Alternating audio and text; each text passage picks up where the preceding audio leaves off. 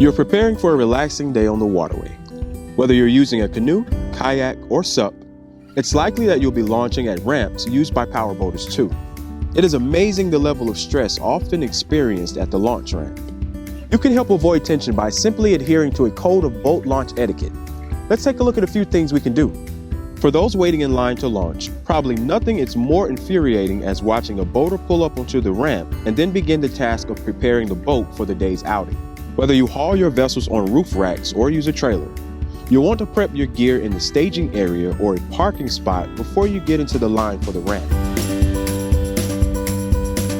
Everyone likes to make that last bathroom break before launch, but don't leave your vehicle in the line for the ramp and walk to the restroom or marina store.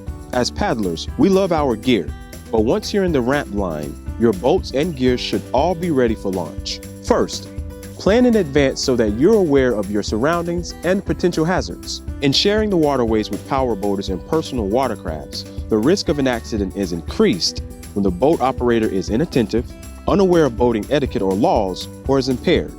While you can't control what other boaters are doing, you can practice safe boating behaviors and lessen your risk.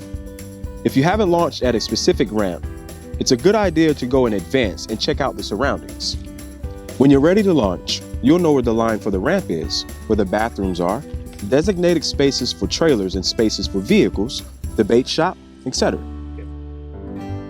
There's usually lots of activity at boat ramps. Let's take a look at some of the precautions you should take while sharing the waterways with powerboaters. At boat ramps, where powerboaters and paddlers are launching, there's sometimes a soft launch area specifically for paddlecraft. Use it. Powerboaters need the paved ramp, and a soft launch is less wear and tear on your vessel.